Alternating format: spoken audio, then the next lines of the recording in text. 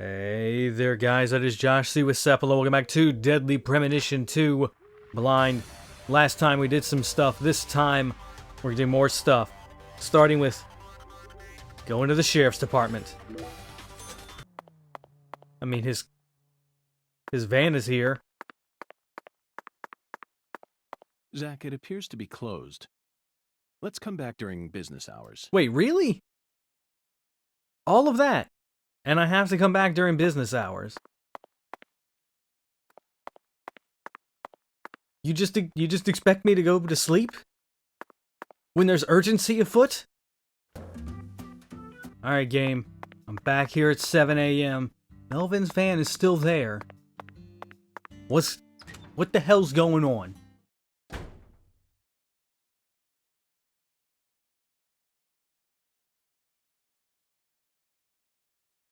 Is there even anyone in here? Did you find Melvin? Nope, I can't find either of them. Either of them? Yeah, when I went home, it wasn't just my daddy who was missing. Mama was gone too. This never happened before. Well, there's someone standing in the corner. Zach, we need to stop Professor R's plan no matter what it takes. Relax, Patty. You don't need to worry about a thing. I'm sure that Melvin just stumbled across an important clue that's stolen his attention for now.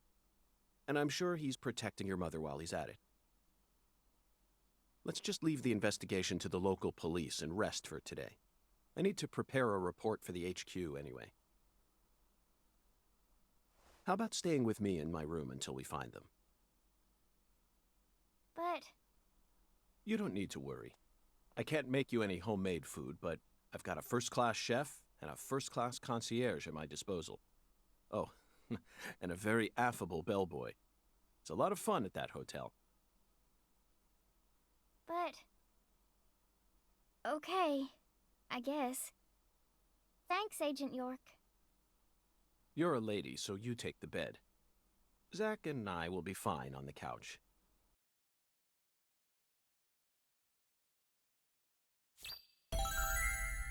That was it? It sounded so much more urgent.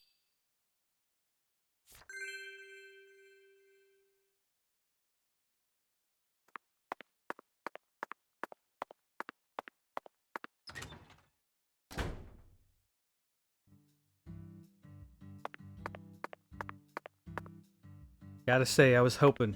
I was so hopeful. So I was just so hopeful that Melvin wouldn't turn out like this. But something weird is definitely going on. Like the last few episodes, something's been off about Melvin. And I'm still just hoping it's a red herring.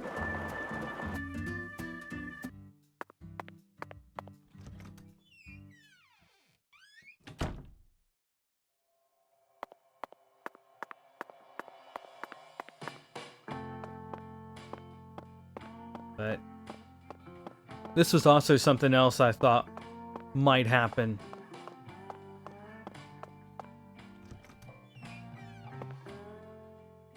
So I'm guessing that we'll head back to 2019.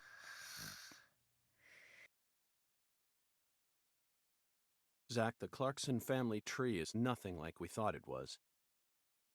We need to reorganize everything we've uncovered so far.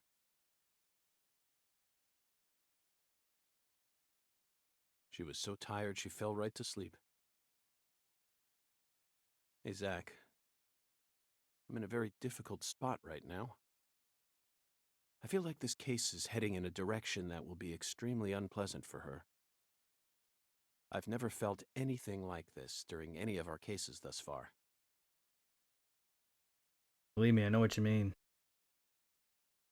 I'm not looking forward to the outcome here.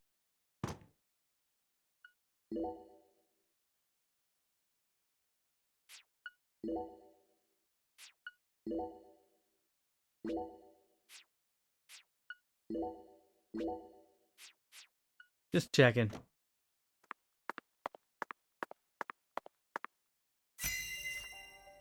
Oh, there's a lot more people. First, let's go back to the beginning. Lise Clarkson's body was found hanging under a bridge over the bayou, in a deserted spot close to where the bayou meets the Mississippi. The one who fired the pistol at Heaven surely had no idea what he would find there. Speaking of which, Zach, Chuck, the man who started this race we're running, what's his occupation? He's a farmer / tour guide. Pro bowler. That's right. He's a crawfish farmer. And after chasing a poacher's boat that crossed over into his farmland, he went up the bayou and was fortunate enough to find Lisa's body. I doubt it was a very pleasant experience for him. But if not for his discovery, Lisa's body might have started rotting out there. He's a difficult person to be sure, but I don't think he's a bad guy. Chuck said something peculiar. He claimed the Clarksons were a little better when their son was still around. I don't know exactly what he meant, but we ended up meeting the person he was talking about, didn't we? Under very unexpected circumstances. Leonard Clarkson. That's the picture. That's the picture you got. He ran away from home, found his true self, then changed names. So, Zach, do you remember her name?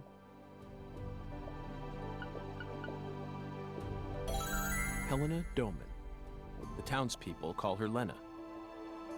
She was also known as Professor R while she plotted against the Clarksons. She's the mother of the new drug known as Sang Rouge. Why R? She must have also had a group of followers who worshipped her fanatically. I can see it now. Lena sprinkling down the red powder, corrupting every last pure and innocent girl in town. Lena mentioned her plan each time we met. She must have taken us for utter fools, Zach. She thought she was always one step ahead of us, and that we'd never see the full scope of her plan. Well, her plan isn't complete yet, and I know we can still stop it. That's why we need to learn all we can about her. Her alias was Professor R, and she was well learned in the areas of medicine and fire dynamics. By the way, Zach, do you remember what weapon Lena used to murder PJ? Squirrel. You know, it might be the miniature bomb. Which Correct. didn't do as much used a damage as miniature you bomb. think a bomb would do. To tell you the truth, she To the surprised me. environment. That bomb was so well placed, it left hardly any damage on the building itself. Yet still did amazing work on them. I mean, I just said that. Thank you for actually pointing that out. Lena should have used that brain of hers for something more productive than that saga of revenge. For example, reviving Lucare's economy from the industrial sector. Widen your perspective, and you'll see that Louisiana is an industrial treasure trove. With her intelligence and her charisma, I'm sure she would have found some amazing opportunities. Such a tragedy.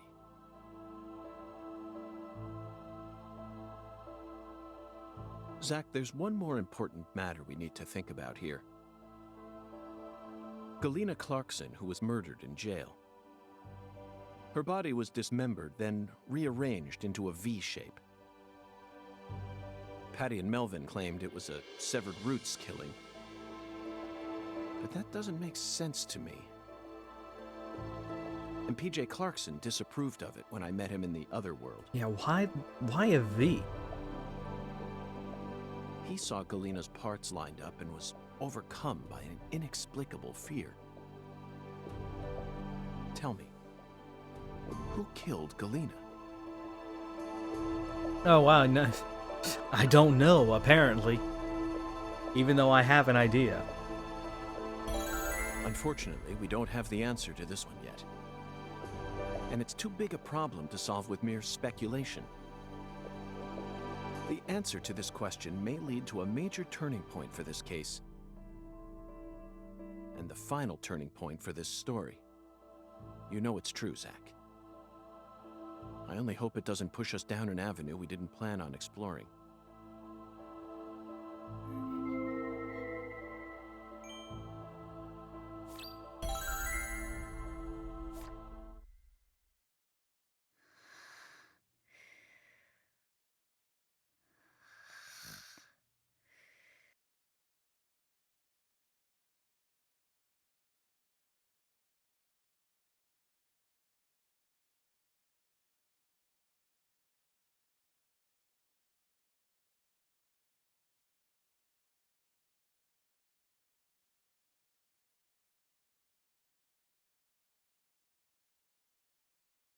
Hey, Zach. Do you remember PJ's last words? Lena had intercourse with her older sister. Her own flesh and blood. This means there's still one more person out there who inherited PJ's blood.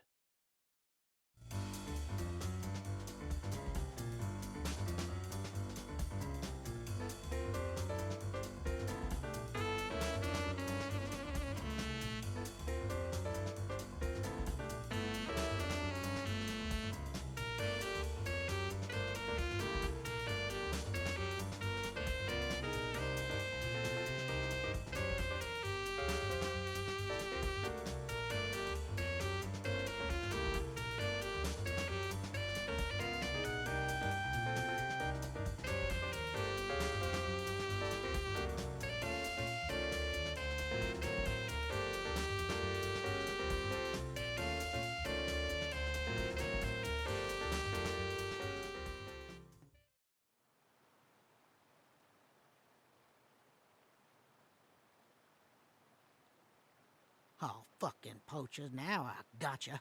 Caught you red-handed.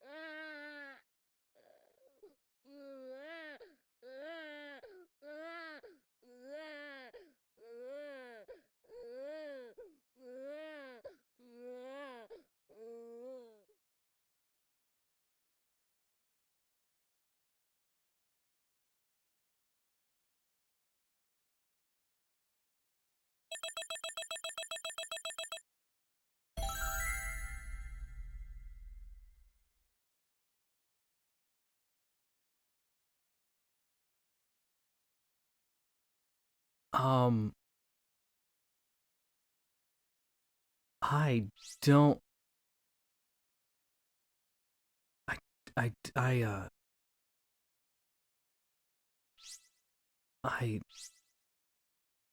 I don't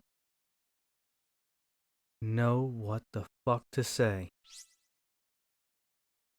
I really don't.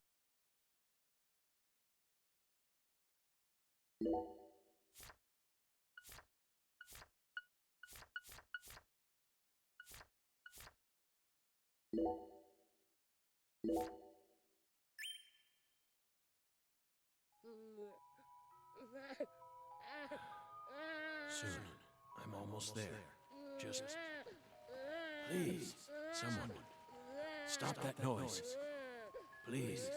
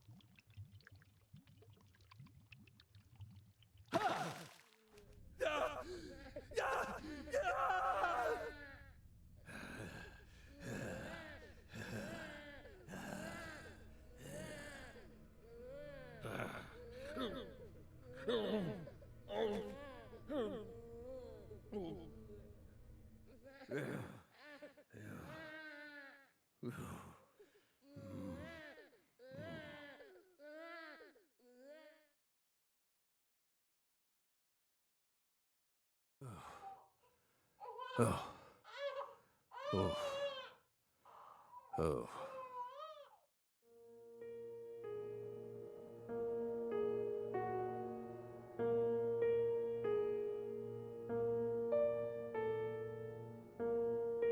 Let me try and summarize this.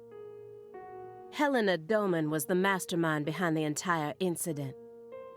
But Helena Doman was actually P.J. Clarkson's son, who had severed ties with the family. That's about where we're at, yeah. Helena was also known as Professor R, the mother brain behind the drug known as Sang Rouge. That's right. She was responsible for everything? Not everything, but most of it. Almost everything went according to her plan. But if you'd already figured out that much, why did you continue to stay in Lucare? Case wasn't over. Because we had to. You had to. Whatever for. You know, like I said, as far as I'm concerned, the case is not over. The goddess was still there. The goddess. The goddess of fertility. Lise Clarkson's body.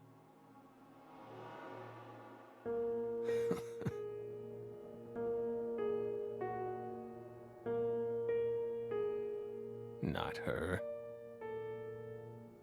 She was as beautiful as a goddess, but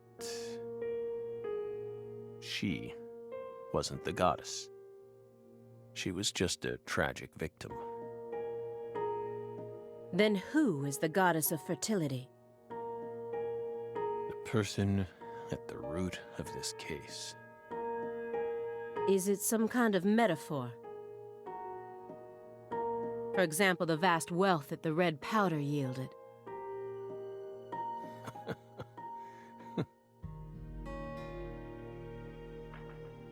The goddess of fertility embodied abundance on the outside. But on the inside, she was a hollow void. And that void was threatening to swallow up all of Lucare.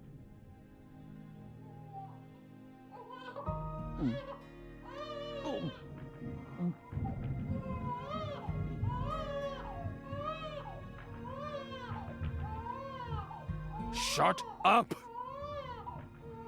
Shut up! Shut up! Shut up!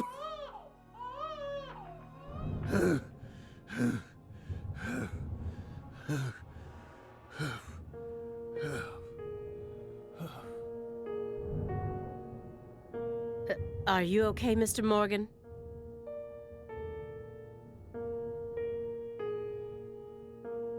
Morgan almost sounds like a prophet talking about the end of the world. Vague, elusive, and intent on deceiving those who listen.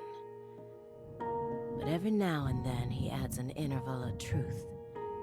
Patricia Clarkson is one of those. She's something special. Something irreplaceable to him.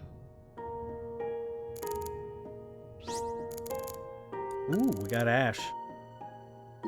It looks like he burned something other than firewood in here. Did he destroy something when he figured out we were coming? Or maybe it's just a red herring meant to throw us off. I know how he operates. I can't take anything at face value. I'm so close to finding out where she is. So close now.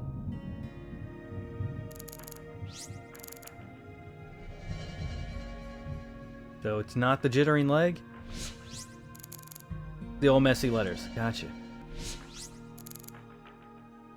The sound of a baby crying got him that agitated? He may be sick, but that's still no excuse for this behavior. I mean, if he's sick and irritable. The logs in the center look far more burnt compared to the rest. Almost looks like they were used in conjunction with some kind of accelerant. Did you recently burn something there? It's our fireplace. We're free to use it as we please. I see traces of resin, which leads me to believe you burned up some sort of toxic substance. It doesn't matter what kind of fireplace you have. Burning anything other than firewood in it is dangerous. Who said we burned anything other than firewood? I think you're the only one coming to that conclusion.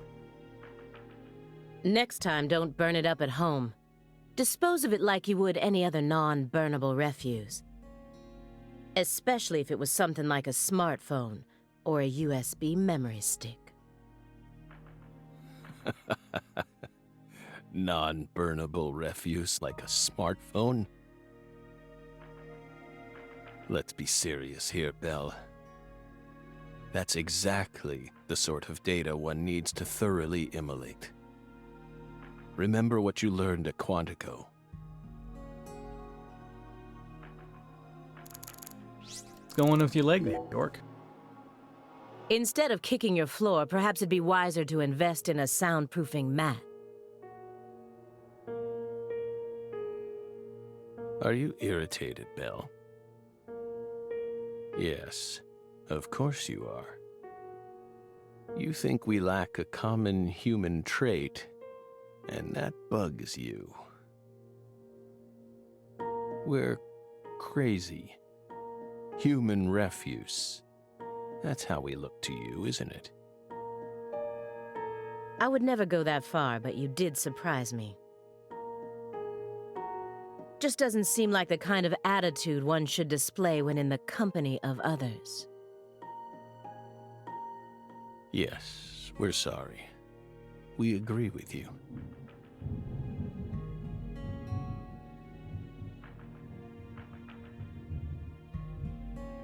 It just made us remember a time when that noise kept ringing out, and we couldn't stop it.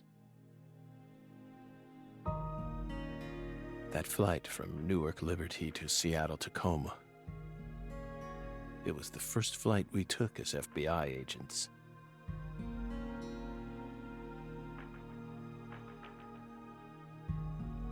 The plane was shaking violently due to turbulence.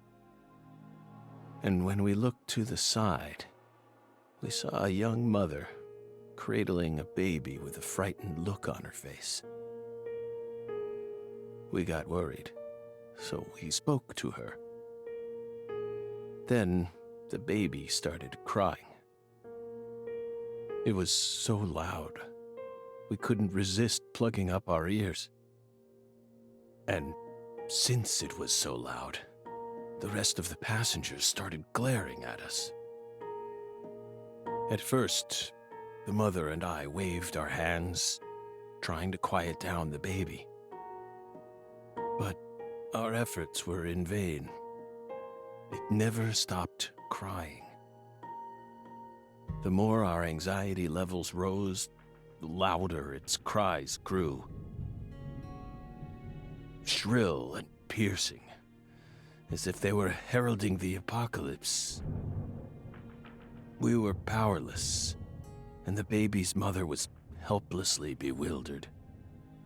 Once the plane landed safely in Tacoma, the baby finally stopped crying. We heaved a sigh of relief and looked at the mother. Then she said,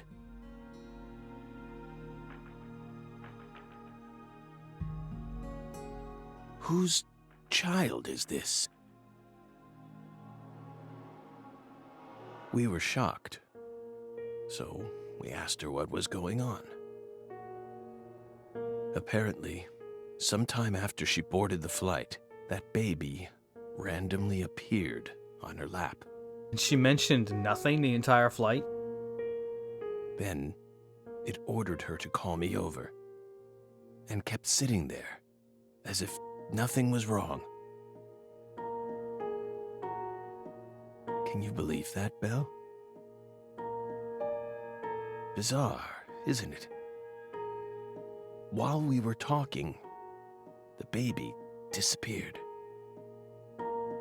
The being responsible for all that loud, grating noise simply disappeared without a trace. Ever since then, whenever I hear a baby crying, I remember that bizarre experience. Well, what do you think, my fairy? Was it some sort of sign?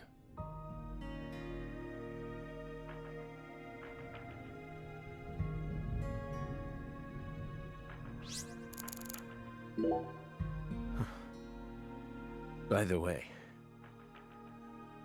you're still searching for Patricia, yes? We're gonna get some information? You don't need to worry about that. We're investigating. In fact, we've almost reached our goal. We just need to find some conclusive evidence. Oh, we sincerely hope that's the case. Hard to believe, though. After all,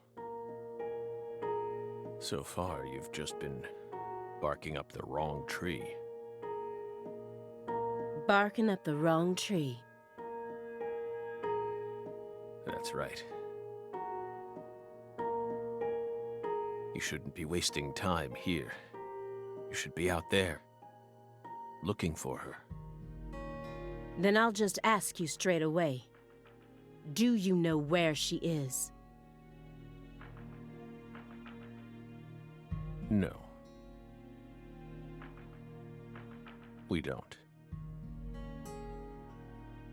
But we can feel her. When we close our eyes and become one with the world. It's very faint, but we can see her. We can see Patricia. Are you trying to distract me again? Or do you really expect me to believe you're clairvoyant or something? There are many things in this life you don't understand. This could just be one of them.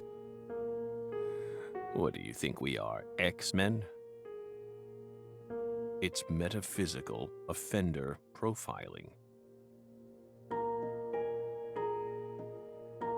He actually asked me where Patricia is? Does he have full confidence that we'll never find her? Fine. I can deal with that. I'll just ask him everything I can about the Le Carré case.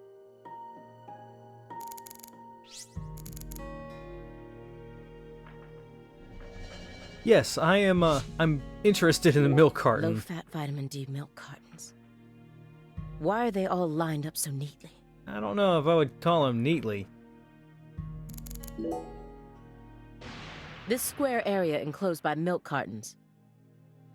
Is it another sanctuary? The more I look around, the more I feel like there's some sort of system to all this. The sanctuary on this table. The fireplace sanctuary. And the milk carton sanctuary. They all lead into the room back there. And there's one more by the window, and yet another by my feet. Are they signs?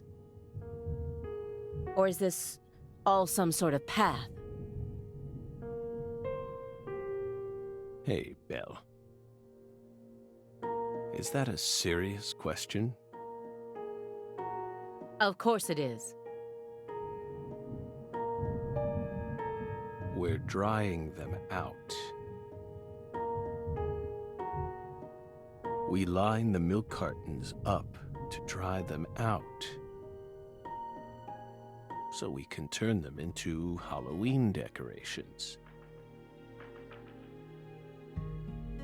Halloween? It's only January. You gotta get a jump start on these things, man. This is America, land of the free. Got a problem with that?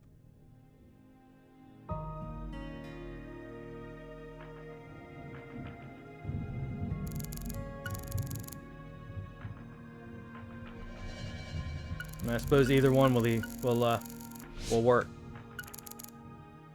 Photo Elise. By the way, how did the FBI find Lisa's body? After 14 whole years. That's none of your business. Are you saying they just happened to be investigating the Clarksons' cold storage warehouse by pure chance? That there was some undercover terrorism plot afoot there? I said it's none of your business. Well, then we'll just have to guess. It was an anonymous tip. A tip related to Saint Rouge. Did we hit the nail on the head, Belle? She seems very quiet.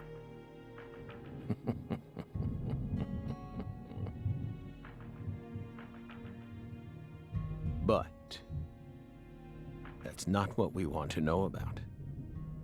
After all, the FBI gets hundreds of tips every day. Right, my fairy? It was always that way, even back when we were on duty. Here's what we really want to know. Why, out of all those tips, did you select that one? Would you tell us that much, Belle? What urged you to make a beeline straight for this case? Hometown? That's none of your business.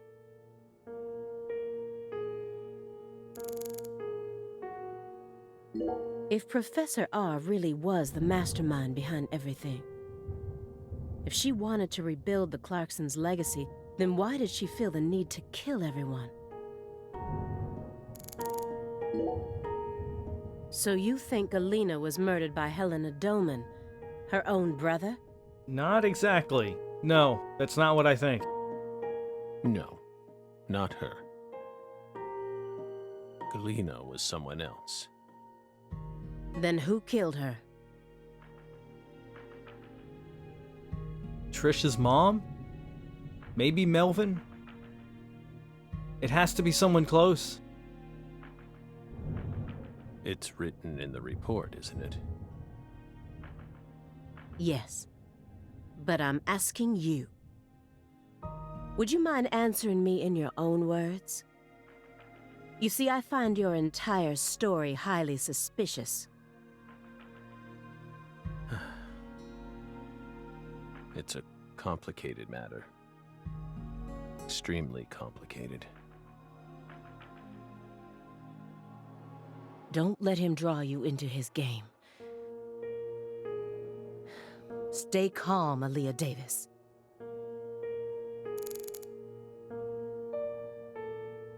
I can look at myself? Am I winning here, or... No, I need to stay positive. I have to solve this case, no matter what it takes. I can't lose courage here. The future influences the present just as much as the past. You asked me why I spent an entire 2 days observing you before I came to speak with you. Well, here's why. Over those 49 hours, I observed the intervals between your actions. When you were neither doing something nor doing nothing. I intently studied your intervals between action to action, and action to inaction, to action. People reveal everything during the intervals between their actions. For example, when you eat alone versus eating with someone else. The most prominent differences always appear when someone either begins or finishes eating a meal. And since these are unconscious actions, they can't be consciously hidden.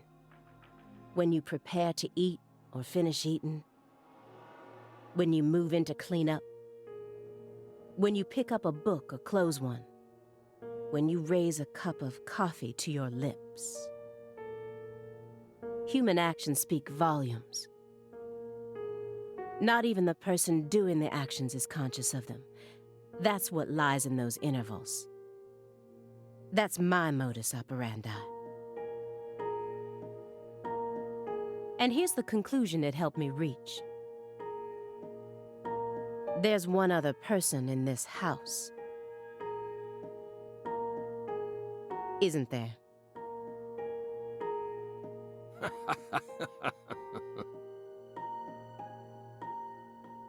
You're incredible, Bill. You outdid all our expectations. Impressive, to say the least. You're right, Bill. But only half right. Half? That's right. Half. Right. You should still be proud, though. Honestly, we never thought you'd make it this far. You've got real talent.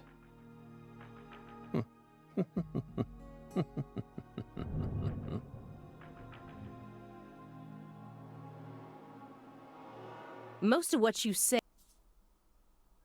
If this goes to court, I won't let you claim that your testimony is inadmissible just because of your little indulgence there. Fine by us. We can even put it in writing if you want. We won't run or hide.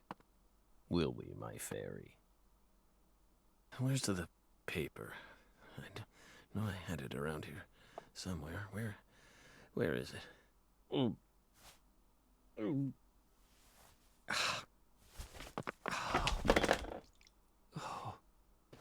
We're fine. Hey, everything okay? What's going on out here? Oh, don't tell me. He's just suffering from nausea. I was more worried about you. You were in there for quite some time. Yeah, sorry. Ever since you got here, I've been all backed up. Mr. Morgan, can you stand? Oh. Is this a sign from the coffee? What could it be? What is it trying to tell me? Think. Is that a dragonfly?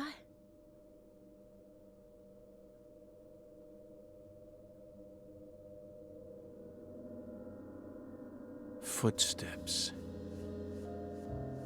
Big footsteps. Footsteps. Big footsteps.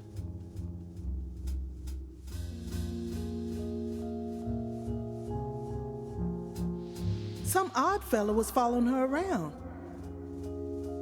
Stalking her like. That poor girl, Lise, she was a druggie. And she was into the really bad stuff. The Red Soul has the power to amplify the unique characteristics we all possess. Mentally and physically. That's why I created the Holy Red Powder.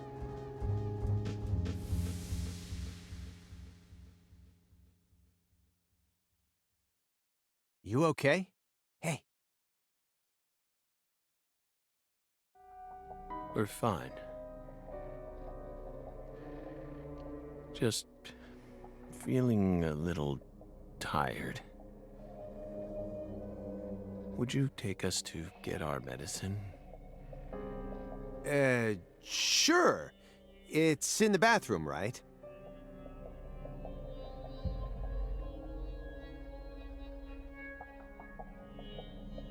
Whew. That was quick. And thank you for finally doing something useful, Simon. Seems like he's calmed down a little. We should let him rest for a while.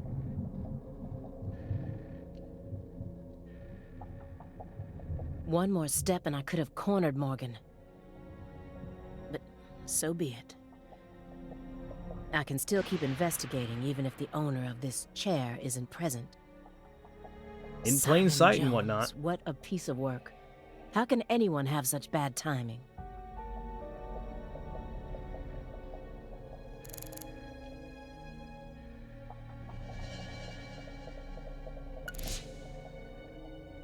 Whatever his goal may be, Morgan's gone to great lengths to survive. But no matter how hard he tries, the heartless monster inside of him will just keep devouring his body. When Katrina stole my family from me, I lost all hope. I wanted to die. What is he hoping for? Everyone has hope for something. Why do you think he's trying to survive so badly? What does he hope to achieve? What do you mean? He who has a why to live can bear almost any how. No more Nietzsche. Please, just stop. I feel like my ears are gonna start bleeding. No red, Simon. Hey, Agent Jones. Want to know why I love Nietzsche's quotes so much? Sure.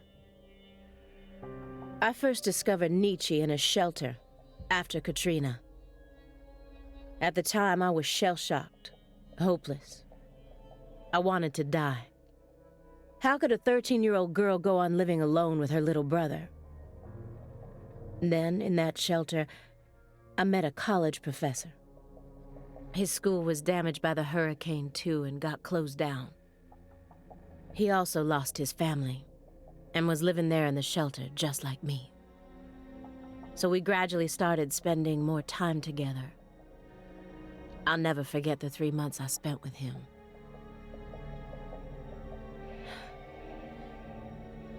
He loved Nietzsche. And out of all of Nietzsche's quotes, there was one from Thus Spoke Zarathustra that he repeated over and over again. Better know nothing than half know many things. Better be a fool on one's own account than a sage on other people's approbation. I thought it was a strange quote to hear from a college professor, you know? Why would he think it would be good to be a fool? But I understand what he meant now.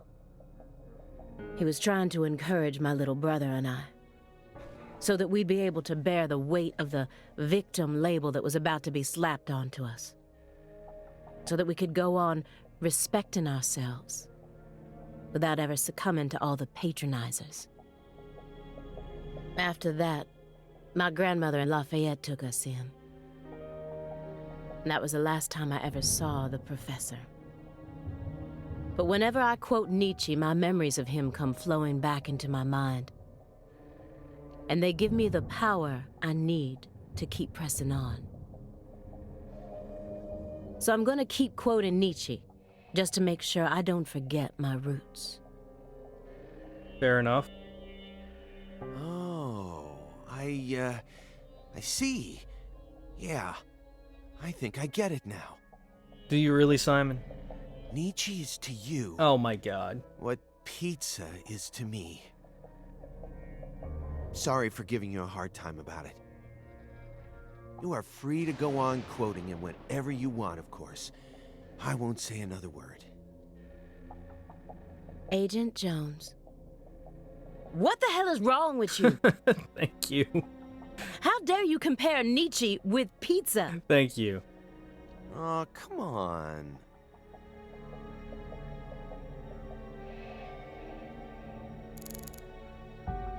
I don't want to talk to Simon. Let's talk to the empty chair. Shouldn't you look after him? I gave him his meds and let him rest. Let him rest where? In the bathtub. It happened to have a blanket and a pillow in it. What? But why? I don't know. Maybe he sleeps in the tub. I would imagine it would be one way to support yourself, like sitting up, and not have to strain your back. I feel like I saw that once in some vampire movie. Did the vampire movie also have pizza? I don't know what you're talking about. More importantly, how long has he been like that? It's stage 4 cancer. He's had it for a while now. No. I'm talking about his face. looks as white as a sheet. You can even see all his veins. I've never heard of any cancer side effect like that. Who knows? But now that you mention it, he started going really crazy around the beginning of December. In what way? He changed pizza Oh my places. god. This better not be another joke. It's not, really. It's not. Before December, he always used to order delivery from a Chicago-style joint all the way up near Medford. But one day, he took one look at one of their trademarked red boxes and totally lost it. Red, huh? You better believe it. He started screaming gibberish at the pizza boy and chased him away. Next thing I know, I see him toss the pizza box out his window. Do you think that's when his fear of red began surfacing more prominently? Beats me. I mean, there isn't a better Chicago-style pizza place that delivers around this area. How could someone give up on that just because they don't like the box? I don't get it.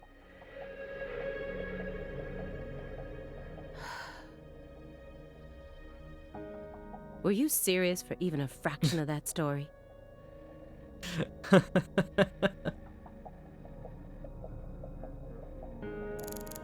All right, Simon, let's talk to you. Let me get one thing straight. You started this investigation based on an anonymous tip, right? What kind of a tip was it? It was an anonymous one. We just went over that. Phone or mail? What does that matter at this point? This may surprise you, but these kinds of details really eat me up inside. I always get hung up on the most insignificant of details, especially during the most vital times. For example, you know how people go to bed early the night before they have a big job? That's exactly the time where I start focusing on meaningless nonsense. When did I last clip my nails? How long is my milk good for? I just can't help myself. I can't resist the need to know. It's just the way I am. It was sent in an envelope. Postmarked December 28th, sent out from Louisiana. What did it have inside? A postcard with a dragonfly on it. A wrapped sample of Sang Rouge. And a note. What did it say? Investigate the Clarksons. F.K.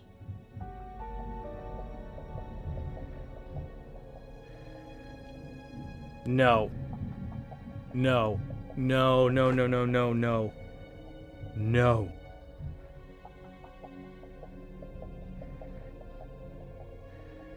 That's it? Yes, that's it. Who's FK? Anonymous tip, remember? It's obviously just a fake name. Did you confirm that? Of course I did. Louisiana has a population of 4.5 million. The FBI database has a list of 6,682 individuals whose initials are FK. 1 out of every 6 individuals is a child under the age of 14, born after 2005. The remaining 5,500 people include those whose initials changed after they married, or incarcerated individuals. After subtracting those, I was left with 3,800. That's when I stopped searching for FK, and I decided to change up my approach. It isn't important where the tip came from. All that matters is solving the case. I got this far by taking the most efficient route possible. Are you satisfied now? Yeah. Thanks. I feel a lot better now. Yep, it all checks out. I don't like it. The letter that was delivered to me bore the Clarkson symbol. A postcard decorated with a dragonfly, the mark of the Clarkson family. A single sheet of paper ordering me to investigate the Clarksons. And Oh, there's a lot going on right here. What's the one on the ground? Mess of pizza boxes. judging from what he's told me so far, my fairy isn't his chess partner. That being fulfills a different role within him. So who's he playing against then? Who would be a good match for him? Professor R, the mother of this evil powder, is dead and gone.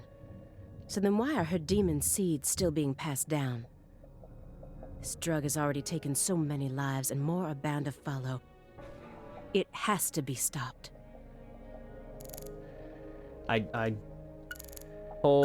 do not like where this is going. Who collects vinyl in an age like this when you can stream just about anything? God, you just don't understand it. Oh, man. True. Morgan's got refined taste. You really think so? Now, even I thought they were cool back when the vinyl revival first started. But now, every suburban mall has its own vinyl shop right next to the novelty store. At this point, it's become a solid component of modern snobism, which only makes them that much more uncool. People who know nothing about real music are buying them up just so they can decorate their walls with cute album art. People who buy real music buy 8-tracks. How do you ever have time to enjoy anything when you're always so busy putting people down? Excuse me? You're like IBS. You keep flaring up at the worst times and there's no end in sight. Interesting comparison. And when you're alone with Morgan, it's just an all-out war zone. We're in the middle of a very important investigation right now. Don't you think we ought to take it seriously? To me, it just looks like you're putting yourself under a lot of stress for no good reason.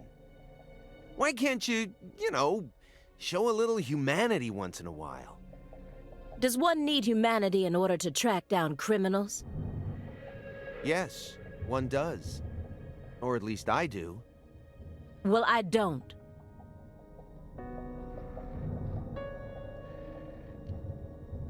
Come on, Aaliyah. I'm your partner, aren't I? For a few days, at the very least. I'm your invasive partner who has a passionate relationship with pizza, Let right? the pizza go, Simon. Why can't you just let me in on one thing you actually happen to enjoy? No, aside from Nietzsche, that is. I'd really rather not. Why do you always have to be so withdrawn? I can't help it if there's certain things I don't like. No, come on. There's got to be some kind of music you enjoy. This is a good chance to teach me a bit about yourself. I said no. Do you like Justin Bieber? Too cute, not my type. Drake?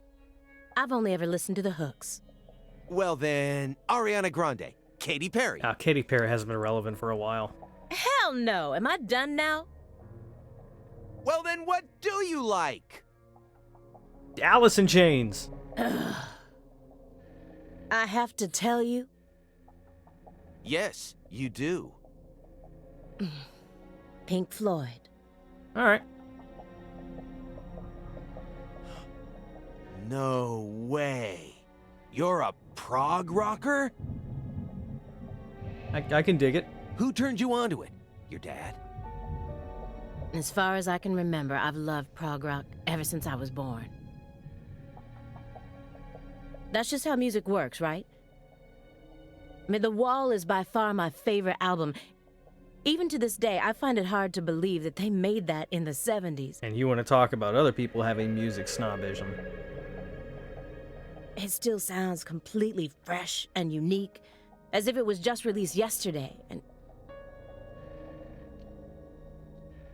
What?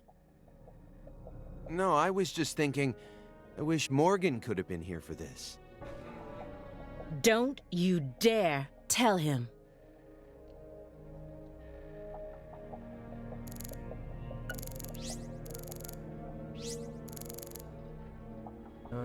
A lot of this stuff we've already kind of talked about. What's wrong, Aaliyah? You hungry or something? Excuse me? What are you insinuating? Well, you're staring right at an empty pizza box. Oh god, I got him started on pizza. Please don't compare yourself to me. Besides, I have a refined palate. Hey, that was uncalled for. Pizza is a sacred food, remember? You don't need to feel embarrassed for being unable to stop staring at it. It enthralls all who gaze upon it. That's the power of pizza. Stop, Agent Jones. I've had enough of this sacred pizza bit. I'm sick of you Chicagoans and your obsession with pizza. Pizza, pizza, pizza. 24 hours a day, that's all you ever talk about. What's next? I'm hungry for some pizza. You gonna launch into a tirade about how deep dish is the only proper way to make pizza? No, Aaliyah. You just don't get it, do you? As a Chicagoan, I'm proud of the deep dish pizza. But get this, I love New York-style pizza too. It doesn't matter what kind of pizza it is. As long as it's a pizza, it's beautiful. As much as I think you talk about pizza way too much, that's a statement I can get behind. What? Still don't get it? Okay, here. I'm gonna put it in terms that I'm sure even you could understand. All pizzas are created equal. Eat your heart out, Nietzsche. Just forget I mentioned anything.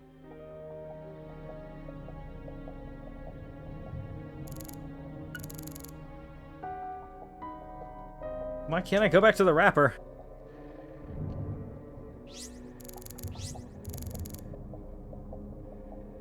Won't let me go anywhere else besides the mess of pizza boxes and the unfinished chess game. Agent Jones, that chessboard is still bugging me. I don't know why, but it just does. You really think he was playing chess all by himself? I don't know. I definitely think it's possible. How? Maybe he's remembering the strategies an old friend of his used to use. If it's someone he played for years, he's probably capable of recreating their playing style. And besides, Morgan's beaten a Grandmaster before. You know that, right? I read about that in the Greenvale report. Even a computer can play chess these days, right? I'm sure that a Grandmaster level player would have no trouble emulating someone else's strategy.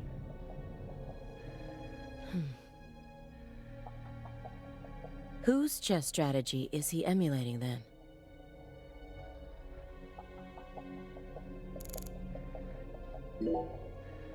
Talk about it while I actually have the chance to click on Why did you decide it. to take this case?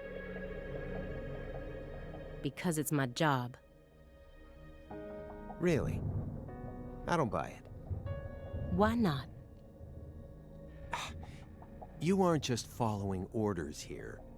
You've got way too much emotion invested in this. Some kind of special emotion. There's no use trying to hide it. Despite how I may look, data analysis is my forte. I know how to see through lies. I don't mean to be nosy, but would it kill you to confide in me a little? I didn't manage to live... Oop, I didn't mean to double click. We're going to be tiptoeing across a thin line of legality with the rest of this case, so I'd prefer to have some probable cause. After this episode, I need to switch Joy-Cons. That way, at least I can back you up when you need me to. There exists in the world a single path along which no one can go except you. Whither does it lead? Do not ask, go along it. You're pulling out Nietzsche at a time like this? Come on. I have a little brother. After overdosing on a certain drug, he was thrown into rehab. He's been clean for 2 years now, but he still won't utter a single word. All day long, he's plagued by hallucinations. He can't tell if he's dead or alive, if this is reality or if it's all a dream. Sang Rouge. That's right. The doctor can't tell what's causing his condition, so they can't treat him. He just told me to prepare for the possibility that I may never get my brother back. This was his. I bought it for him after he graduated high school and found a job. He never got a single chance to wear it, though. Someday, I believe that he'll get better, and I'll get to see him put this on and head out to work. So you think that if we nab the person behind all this, we may figure out how to conquer the addiction? Right. That's noble. I can get behind it. You really think it'll be that easy? I don't know. But I can't just sit around and do nothing. He's the only family I have in the entire world. What about your parents? When I was only 13, Katrina took him, leaving my 7-year-old brother and I behind. I'm sorry. It's fine. I've already dealt with my past. Now I'm just working as hard as I can to complete the duty I've been given. Yeah. Hey, Agent Jones. I just want to double-check one thing. You didn't find anything in the bathroom. Nope. Nothing in there. Did you do a thorough search? It must be the bedroom then. Just like I thought. Are you serious about this? Huh? Now you're having second thoughts? Well, not exactly. Then what? I understand how you feel. But he's got an incurable disease. And he used to be one of us. So? The truth he's given us so far could all be completely fabricated. He's a genius lone wolf agent who solved nothing but difficult cases during his years of active duty. That's what they told me at Quantico, at least. Over and over again, I had to listen to them talk about how no one could ever replicate the kind of work he did. But let's be real here. You saw his face, didn't you? It was inhuman. It looked like the face of a killer who's been possessed by death. Patricia Clarkson is here, in the next room, only a single wall away from us. After 14 years, he went back to Le Carré, kidnapped her, and imprisoned her here. He's trying to complete something big right now. Something that's deeply connected to Sang Rouge.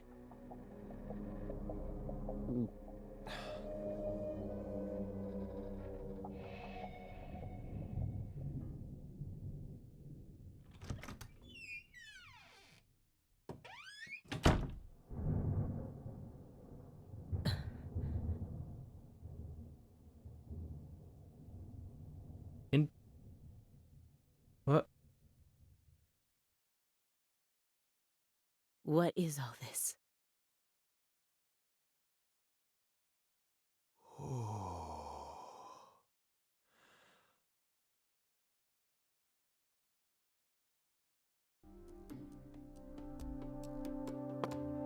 Still can't control the camera. Pictures of people from Le Carré. Greenvale. And this wall is dedicated to Greenvale. All the deceased have been crossed out. What?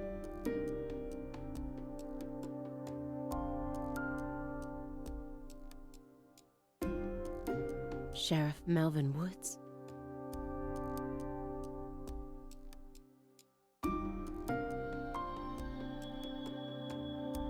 You just gonna drop that on me like that, game?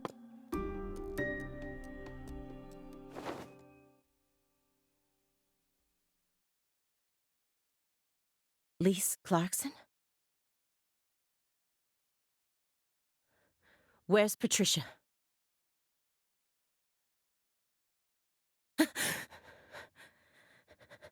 That's our altar. What are you doing?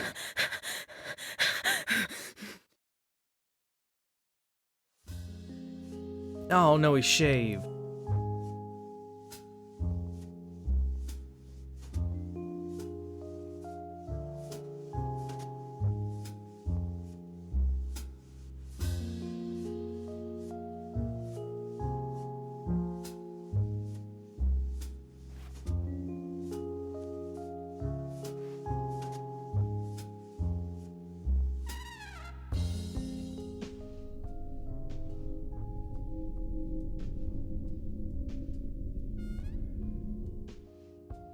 York! Agent York! York! Agent York! York! Agent York!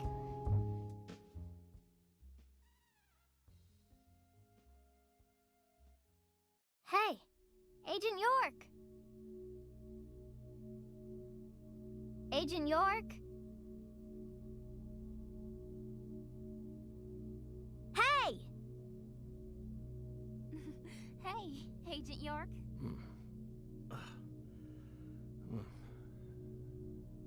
You're Lise Clarkson.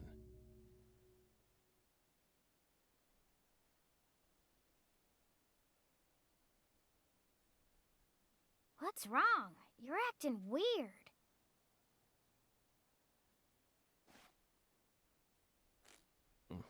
Sorry, Patty, I'm fine now.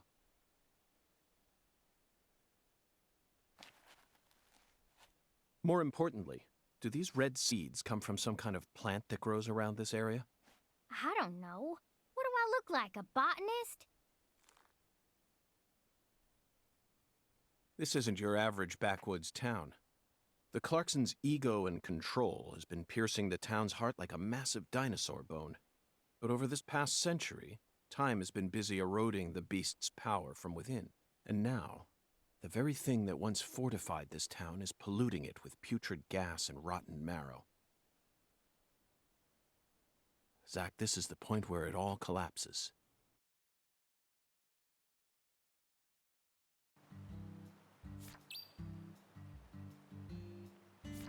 We gotta search for more clues? Yes, we do. And we will do that next time. This episode's been going on for quite a long time. And I think it's a good stopping point. So, I'm gonna go ahead and get to the next one right now, guys. Remember to like and subscribe and check out the Discord, and I will see you in the next one.